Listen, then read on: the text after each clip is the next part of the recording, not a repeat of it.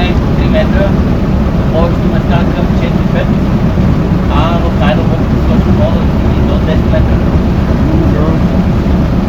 По принцип, водата изглежда мътна и мръсна. Всъщност, това е лъжливо, защото когато така постоянно ще излиза, има около метър, метър и половина натрупани в годините тини и нанос слоеве, които са зеленикави на цвят. Всъщност, създава този зеленикав цвят на водата.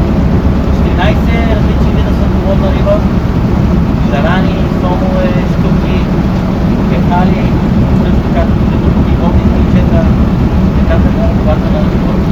А риболов е разрешено от ясна страна. Защото право от нас е биосферен резерват, национално богатство на днес почва от 51 година насам. Най-голямата водовозна тип кора в Източна Европа. Право водовозно означава живот на водата. Това са гори, които по принцип са характерни за тропическия климат, защото те изискват наводняване от водолем. Ние понеже нямаме такива дъждове тропически, тук при нас това се получава, защото излиза плаши и пясък и е много лесно на Черно море да получи ръката малко, мога някъде да тихне, малко вятър, запушва, нивото се дига, гората се залива и булата се пада. Това целият цикъл създава тази уникална екосистема. Вътре 40 различни вида дървета, 26 различни вида бозайници, сърни, елени, диви котки, лисици, зайци, чакали, диви прасета, видри, скоки.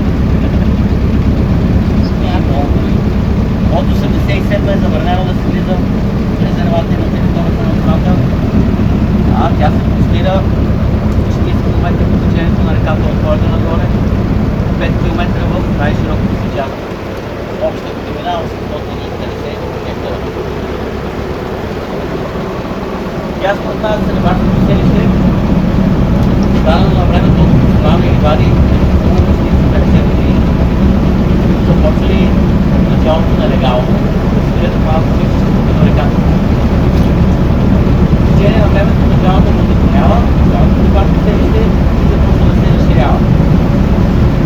Всичко са частни имоти, голяма част от хората живеят в постоянно, годишно, но вече професионални рибари на сада. Се занимават